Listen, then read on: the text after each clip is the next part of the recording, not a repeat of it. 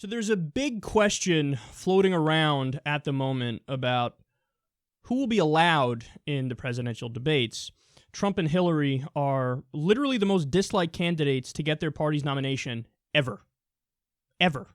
Hillary's unfavorables are above 55%. Donald Trump's 70%. So nobody really likes him. Like, the people who voted for them, it was just like, okay, I'll go, I guess this person. And everybody else is like, oh, no, never. Why would you pick that person? So, I mean, if there was ever a time for a third-party outsider to really make an impact, it's now.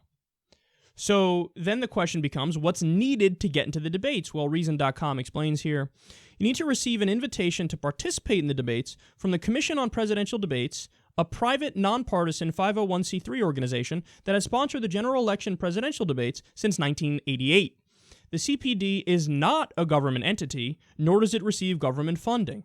But it is a creation of the two major parties, co-chaired at its inception by both the Republican and Democratic Party's national chairman.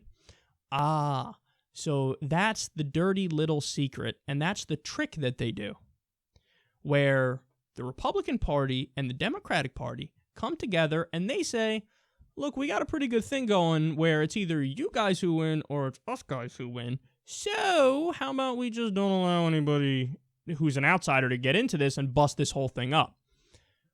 Man, that's low. So for those of you who don't know, the debates used to be held by the League of Women Voters, and then, like they said, in 1988 here, they switched over. Now, early on when they switched over, they were still allowing independent candidates because they didn't think it was, anybody would get traction and it would be an issue. But then eventually Ross Perot came around, and he got the most votes any independent candidate had ever gotten, and then the Democrats and the Republicans go, all right, now we're going to shut this bitch down, because they didn't want to have, a third person ruin the two-party system here where they have a lockdown on the system. So they said, okay, now we're going to make it super hard for any independent candidate to get in here, any third-party candidate to get in here, and we're going to pretend like that's not what we're doing, even though that's what we're going to do. So what do? They go, oh, no, we just came up with objective criteria in order to get you in. So what's part of the criteria? You need to get at least 15% in the polls. There's one major problem with that, though. Oftentimes, the polls don't even include the third-party candidates. I mean, you want to talk about a catch-22. You got to get to 15% to get in. Okay, great. Let's get my name in the polling. Nope. No can do.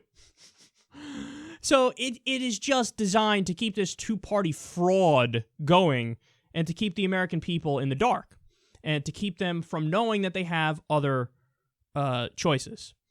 So what should happen? Well, what should happen is obvious. You have the Libertarian Party candidate, Gary Johnson, is running. In the few polls he's included in, he gets about 10%. Jill Stein, Green Party candidate, is running. I believe the most recent polls have her at about 4% or so. So, first of all, all the polls should include these people. Second of all, even if they don't get to 15%, let them in.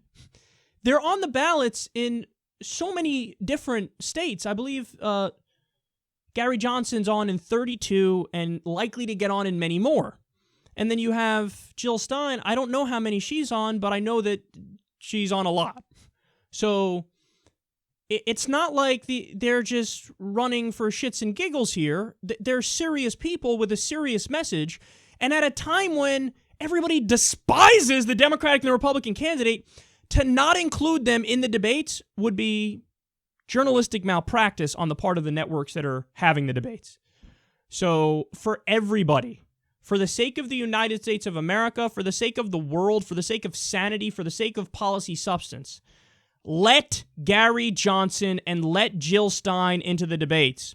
Look, I get it. If there's some jackass who's pretending to run for president, but he's not really running for president and, never did anything, just announced and filled out 3 forms of paperwork. Yeah, I'm running as a joke. Yeah, of course you don't let that person in. Jill Stein is serious. Gary Johnson is serious. We know that they're serious. Okay, we know they're serious. Let them in the debates. Let them in the debates. This shouldn't even be a question. I mean, these are two people. By the way, I have disagreements with both of them, but they're both intelligent people. They're both rational people. They have, respected records, they have something to say.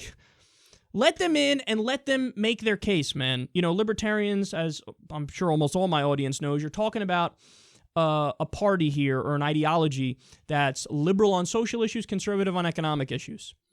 Look, that's not my cup of tea, but for a lot of people, it is. So let him in the debate. Let him make his case for Jill Stein.